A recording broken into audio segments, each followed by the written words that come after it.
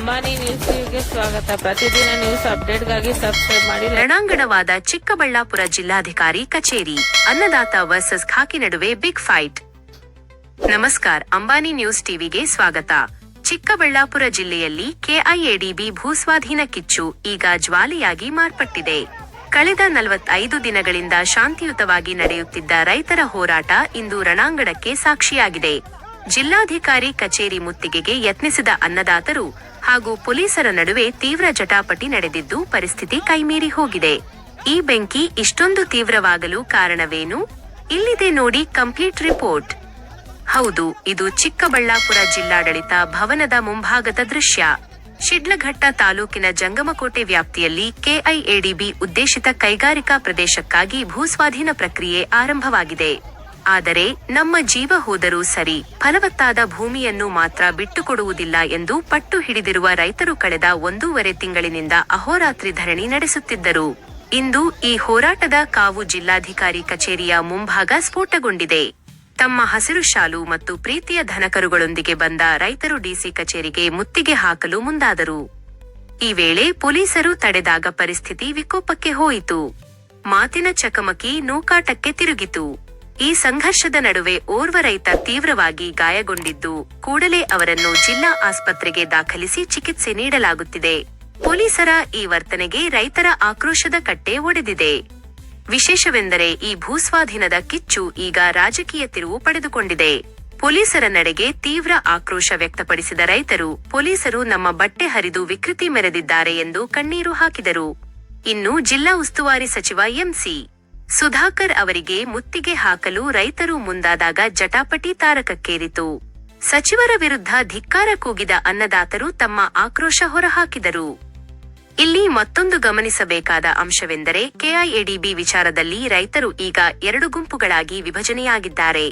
DC ಕಚೇರಿಯ ಒಂದು ಕಡೆ ಭೂಮಿ ಉಳಿಸಿ ಎಂದು ಪ್ರತಿಭಟನೆ ನಡೆಯುತ್ತಿದ್ದರೆ, ಮತ್ತೊಂದು ಕಡೆ ಭೂಸ್ವಾಧೀನ ಪ್ರಕ್ರಿಯೆಗೆ ಬೆಂಬಲ ಸೂಚಿಸಿ ಪರ ಪ್ರತಿಭಟನೆಯೂ ನಡೆಯುತ್ತಿದೆ.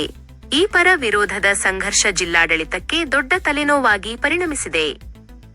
ಒಟ್ಟಿನಲ್ಲಿ ಮಣ್ಣಿನ ಮಕ್ಕಳ ಹೋರಾಟ 45 ದಿನ ಕಳೆದರೂ ಸರ್ಕಾರ ಮಾತ್ರ ಈ ಬಗ್ಗೆ ಮೌನ ವಹಿಸಿರುವುದು ರೈತರ ಆಕ್ರೋಶಕ್ಕೆ ತುಪ್ಪ ಸುರಿದಂತಾಗಿದೆ. ಮುಂದಿನ ದಿನಗಳಲ್ಲಿ ಈ ಹೋರಾಟ ಯಾವ ಹಂತಕ್ಕೆ ತಲುಪಲಿದೆ ಎಂಬುದನ್ನು ಕಾದು ನೋಡಬೇಕಿದೆ. ವರದಿ ಮೋಹನ್, ಚಿಕ್ಕಬಳ್ಳಾಪುರ, ಅಂಬಾನಿ ನ್ಯೂಸ್ ಟಿವಿ.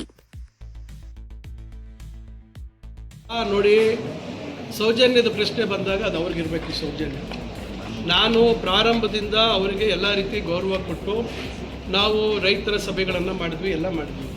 ಆದರೆ ಪ್ರತಿಯೊಂದು ಅವರು ಮುಂದೆ ಒಂದು ಮಾತಾಡ್ತಾರೆ, ಹಿಂದೆ ಬೇರೆ ಬೇರೆ ರೀತಿಯಲ್ಲಿ ಮಾತಾಡ್ತಾರೆ. ಆದ್ದರಿಂದ ನಾವು ಇಲ್ಲಿ ಅವರ ಒಂದು ಪ್ರತಿಭಟನೆ, ನಾನು ಅವತ್ತು ಹೇಳಿದೆ, ನಾನು ಇದರಲ್ಲಿ ತಲೆ ಹಾಕೋದಿಲ್ಲ, ನಿಮ್ಮ ಇಷ್ಟ ನಿಮ್ಗೇನಾದರೂ ಮಾಡ್ಕೊಳ್ಳಿ ಅಂತಕ್ಕಂಥದ್ದು. ಯಾಕಂದರೆ ಅವರ ವಾದವನ್ನು ನಾವು ಒಪ್ಪಕ್ಕೆ ಸಾಧ್ಯ ಇಲ್ಲ. ಯಾಕಂದರೆ ಬೇರೆ ರೈತರು ಕೊಡೋರು ಮುಂದೆ ಇದ್ದಾರೆ. ಇವತ್ತು ಅವರೊಬ್ಬರೇ ಎಲ್ಲ ಧರಣಿ ಮಾಡ್ತಾ ಇರೋರು. ಇನ್ನೊಂದಷ್ಟು ಜನ ರೈತರು ನಾವು ಕೊಡ್ತೀವಿ ಅಂತಕ್ಕಂಥವ್ರು ಮಾಡ್ತಾ ಇದ್ದಾರೆ. ಇಂಥ ಸಂದರ್ಭದಲ್ಲಿ ನಾನು ಯಾಕೆ ಇದರಲ್ಲಿ ತಲೆ ಹಾಕಬೇಕು? ಈಗ ಅವರು ಮೊನ್ನೆ ನಾನು ಬೆಳಗಾವಿಗೆ 6 ಗಂಟೆಗೆ ನಾನು 5:45ಗೆ ಮನೆ ಬಿಟ್ಟು ಹೊಟ್ಟಿದ್ದೀನಿ. ಬೆಳಗಾಮಲ್ಲಿ ಕಾರ್ಯಕ್ರಮಕ್ಕೆ ಹೋಗಿದ್ದೀನಿ. ನಮಗೆ ಮಾಹಿತಿ ಇಲ್ದಿರ ಬಂದು ನಮ್ಮ ಮನೆ ಹತ್ರ ಬಂದು ಕೂರ್ತಾರೆ. ನಮ್ಮ ಮನೆಯಲ್ಲಿ ನನ್ನ ಶ್ರೀಮತಿ ಅವರು ಹುಬ್ಳಿಗೆ ಬರ್ತಾರೆ, ನನ್ನ ಜೊತೆಯಲ್ಲಿ ಒಟ್ಟಿಗೆ ಹೋಗ್ತೀವಿ. ಅವರೇನೆಲ್ಲ ಮಾತಾಡ್ತಾರೆ, ಇಲ್ಲಿ ಯಾರನ್ನೆಲ್ಲ ಕರೆಸಿ ನಮ್ಮ ಬಗ್ಗೆ ಏನೆಲ್ಲ ಆಪಾದನೆಗಳು ಮಾಡ್ತಾರೆ, ಏನೆಲ್ಲ ಮಾತಾಡ್ತಾರೆ. ಅದರಿಂದ ಆ ಥರ ಅವರು ಮಾಡುವಂಥ ಸಂದರ್ಭದಲ್ಲಿ ನಾನು ಅವ್ರನ್ನ ಭೇಟಿ ಮಾಡುವಂಥ ಔಚಿತ್ಯ ಯಾವ ರೀತಿ ಬರ್ತದೆ? ಅದರಿಂದ ಈಗ ಬೇರೆಯವರು ನಾನು ಕರೆಸಿಲ್ಲ, ಬೇರೆಯವರು ಅವರು ಗೌರವಿತವಾಗಿ ನಮ್ಗೆ ಅವಕಾಶ ಕೊಡಿ, ನಾವು ಬರ್ತೀವಿ ಅಂತ ಹೇಳಿದ್ರು. ಅವರು ಆಯಿತು ನೀವು ಬರ್ತೀವಿ ಅಂತ ಹೇಳಿದಾಗ ನಾವು ಅವ್ರು ಗೌರವಿತವಾಗಿ ನೆನ್ನೆ ಅವ್ರು ಬಂದಿದ್ದರು. ಅವರ ಸಮಸ್ಯೆ ಏನು ಅಂತ ಅವ್ರು ಹೇಳಿದ್ರು, ಅವರ ಬೇಡಿಕೆಯನ್ನು ಇಟ್ಟರು, ನಮಗಿನ್ನೂ ಜಾಸ್ತಿ ಪರಿಹಾರ ಬೇಕು ಅಂತ ಕೇಳಿದ್ರು. ಅದು ಆಯಿತು, ನಾನು ಪ್ರಯತ್ನ ಮಾಡ್ತೀನಿ ಅಂತೇಳಿ ಅವ್ರಿಗೆ ಗೌರವಿತವಾಗಿ ಅವರನ್ನು ಮಾತಾಡಿ ಕಳಿಸ್ಕೊಟ್ಟಿದ್ದೀವಿ.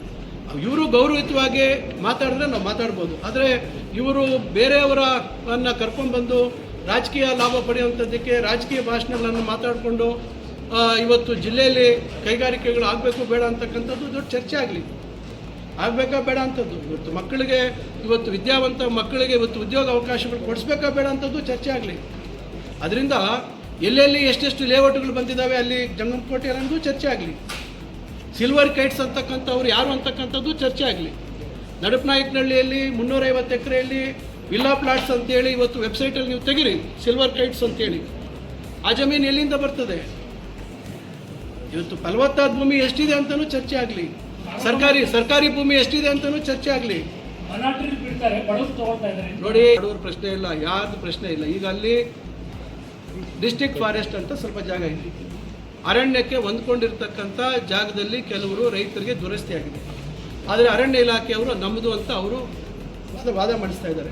ಅದನ್ನು ಬಿಟ್ಟಿದ್ದೀವಿ. ನಾಳೆ ನಾವು ಅರಣ್ಯ ಇಲಾಖೆ ಅಂತ ಹೇಳಿದವ್ರನ್ನ ನಾವು KDB ತೊಗೊಳಕ್ಕಾಗುತ್ತಾ? ಅದು ಬಿಟ್ಟಿದ್ದಾರೆ. ಅದು ಬಿಟ್ಟು ನಡಿಪನಾಯಕನಲ್ಲಿ ಅಲ್ಲಿ ಕೆಲವು ಭಾಗದಲ್ಲಿ ಪಾಲಿ ಹೌಸ್ ಇರುವಂಥದ್ದು ಬಿಟ್ಟರು. ಆಮೇಲೆ ಊರಿಗೆ ಸಮೀಪ ಇರ್ತಕ್ಕಂಥ ಫಲವತ್ತಾದ ಭೂಮಿ ಅಂತ ಹೇಳಿ ಅವತ್ತು ರೈತರು ಯಾರ್ಯಾರು ಬರ್ಕೊಟ್ಟಿದ್ದಾರೆ ಅವ್ರು ಬಿಟ್ಟಿದ್ದಾರೆ. ಅಕಸ್ಮಾತ್ ಒಂದೆರಡು ಮಧ್ಯದಲ್ಲಿ ಆಗುವ ಬಿಟ್ಟಂಥ ಸಂದರ್ಭದಲ್ಲಿ ಮಧ್ಯದಲ್ಲಿ ಯಾರ್ದಾದ್ರೂ ಬಿಟ್ಟು ಹೋಗಿರ್ಬೋದು, ಇಲ್ಲ ಅಂತ ಹೇಳೋದಿಲ್ಲ. ಯಾಕಂದರೆ ಮಧ್ಯದಲ್ಲಿ ಪೀಸ್ ಬಿಡೋಕ್ಕಾಗೋದಿಲ್ಲ ಅಲ್ಲ, ಅಥವಾ ಬಿಟ್ಟಂಥ ಸಂದರ್ಭದಲ್ಲಿ ಒಂದೆರಡು ಪೀಸ್ ಮಧ್ಯದಲ್ಲಿ ಬಿಡೋಂಥ ಪರಿಸ್ಥಿತಿನೂ ಬರ್ಬೋದು. ಯಾಕಂದರೆ ನಾವು ಹೆಂಗಂದ್ರೆ ಹಂಗಲ್ಲಿ ಬಿಡೋಕ್ಕೆ ಬರೋಲ್ಲ. ಯಾರೇ ಇದರಲ್ಲಿ ಹಸ್ತಕ್ಷೇಪ ಮಾಡಿಲ್ಲ, ಯಾರೂ ಇದರಲ್ಲಿ ಹಸ್ತಕ್ಷೇಪ ಮಾಡಿಲ್ಲ. ಒಂದು ಕಡೆ ಅವ್ರು ಹೇಳ್ತಾರೆ ನಾವೇ ಹೇಳಿ ಬಿಡಿಸಿದ್ವಿ ಅಂತ ಹೇಳ್ತಾರೆ, ಒಂದು ಕಡೆ ಹೇಳ್ತಾರೆ ಪರಿಹಾರ ಘೋಷಣೆ ಆಯಿತು ಅವತ್ತು, ಅಲ್ಲಿ ಬಂದು ಗೊಂದಲ ಸೃಷ್ಟಿ ಮಾಡ್ತಾರೆ, ಇಲ್ಲಿ ಬಂದು ಹೇಳ್ತಾರೆ ಪರಿಹಾರ ಘೋಷಣೆ ಮಾಡಿದ್ದಾರೆ ಬರೀ ಅರ್ಧ ಕೊಡ್ತಾರೆ ಅಂತಾರೆ. ಯಾಕೆ ಜನರನ್ನು ತಪ್ಪುದಾರಿಗೆ ಹೇಳ್ತೀರಾ? ಇವತ್ತು ಜನ ಇವತ್ತು ಕೊಡಕ್ಕೆ ರೆಡಿ ಇರೋಂಥವ್ರಿಗೆ ನೀವು ಯಾಕೆ ಅವ್ರನ್ನ ದಾರಿ ತಪ್ಪಿಸೋಂಥ ಕೆಲಸ ಮಾಡ್ತೀರಾ? ಇದು ಇವತ್ತು ಅವರಲ್ಲಿ ಒಂದು ಸರಿಯಾದ ರೀತಿ ಸ್ಪಷ್ಟತೆ ಇಲ್ಲ. ಈಗ ಅವರು ಇಲ್ಲ ಫಲವತ್ತಾದ ಭೂಮಿ ಇಷ್ಟಿದೆ ಇಂತಿಂಥ ಕಡೆ ಅಷ್ಟು ಬಿಡಿ ಅಂತ ಹೇಳಿದ್ರೆ ನಾವು ಅವ್ರಿಗೆ ಆಯಿತು ಅದನ್ನು ಚರ್ಚೆ ಮಾಡಿ ನಾವು ಅದನ್ನು ಇನ್ನೇನಾದರೂ ಬಿಡೋಂತಿದ್ರೆ ಬಿಡೋಕ್ಕೆ ಅವಕಾಶ ಇತ್ತು. ಅವರು ಏಕಾಏಕಿ ನೀವು ಇಲ್ಲಿ ಮಾಡಲೇಬೇಡಿ, ಕೈಗಾರಿಕೆನೇ ಮಾಡಬೇಡಿ ಅಂತ ಅವರು ಹೆಂಗೆ ಹೇಳಲಿಕ್ಕೆ ಸಾಧ್ಯ ಇದೆ? ಜವಾಬ್ದಾರಿಯುತ ಸರ್ಕಾರವಾಗಿ ಇವತ್ತು ಜನರ ಸಮಸ್ಯೆಗಳು, ಜನರ ಭಾವನೆಗಳನ್ನು ನಾವು ಚುನಾವಣೆ ಪ್ರಕ್ರಿಯೆಯಲ್ಲಿ ನಾವು ಗೆದ್ದಿರ್ತಕ್ಕಂಥವ್ರು.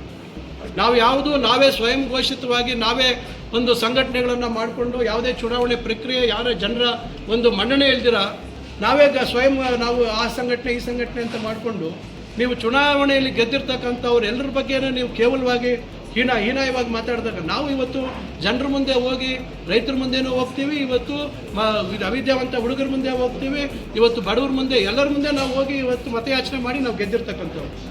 ಅವರೆಲ್ಲರ ಬಗ್ಗೆ ನಮಗೆ ಭಾಳ ಕಾಳಜಿ ಇದೆ. ಅವರೆಲ್ಲರ ನಾವು ಸರ್ವಾಂಗೀಣ ಎಲ್ಲರ ಸಮಗ್ರವಾದಂಥ ಒಂದು ಅವರ ಒಂದು ಕಷ್ಟ ಸುಖಗಳಿಗೆ ಸ್ಪಂದಿಸ್ತಕ್ಕಂಥ ಜವಾಬ್ದಾರಿ ಇವತ್ತು ಪ್ರಜಾಪ್ರಭುತ್ವದ ವ್ಯವಸ್ಥೆಯಲ್ಲಿ ನಮಗೆ ಕೊಟ್ಟಿದ್ದಾರೆ. ಅದನ್ನು ನಾವು ಇಟ್ಕೊಂಡು ನಾವು ಮಾಡಬೇಕಾಗುತ್ತೆ. ಯಾರೋ ಒಬ್ಬರು ಬಂದು ನಾವು ಹಿಂಗೆ ಮಾಡಬೇಕು ಹಂಗೆ ಮಾಡಬೇಕು ಅಂತ ಒತ್ತಡ ಮಾಡಿದಾಗ ಆಗೋದಿಲ್ಲ. ನಾವು ಎಲ್ಲರ ವಿಚಾರಗಳನ್ನು ನಾವು ಗಮನಕ್ಕೆ ತಗೊಂಡೇ ನಾವು ಮಾಡಬೇಕಾಗುತ್ತೆ.